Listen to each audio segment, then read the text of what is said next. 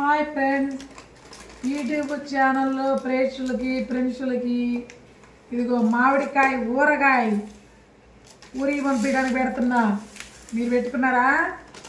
Like చేయండి, subscribe చేయండి, comment పెట్టండి. మంచిగా ఉంటుంది ఊరగాయ. ఇప్పుడు ఆవకాయ ఊరగాయ ఎండాకాలం పెట్టుకుంటారు కదా, కమ్మగా అమృతమే. చూడండి ఏమేమి వేసుకుంటారో.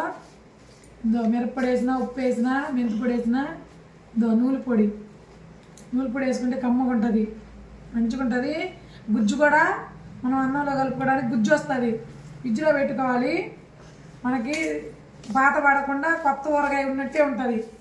మనకు కావాల్సినది ఫ్రిడ్జ్లో పెట్టుకొని జ్ఞాపకం తీసుకొని వాడుకోవాలి. కమ్మగా ఉంటుంది, అమృతమే.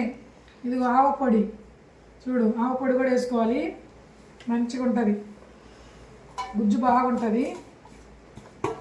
నేను ఎవరిని అడగను పెట్టమని, నేనే పెట్టుకుంటా. ఒకరోజు చెడిపోద్ది, రెండో రోజు వస్తుంది కదా, అందుకే నేను నేర్చుకున్నాను. అది నేనే పెట్టుకుంటాను, ఎవరిని అడగను. సరేనా ఫ్రెండ్స్? ఎల్లిపాయల ముద్ద, మంచిగా ఎల్లిపాయల ముద్ద వేసుకుంటే కమ్మగా ఉంటుంది.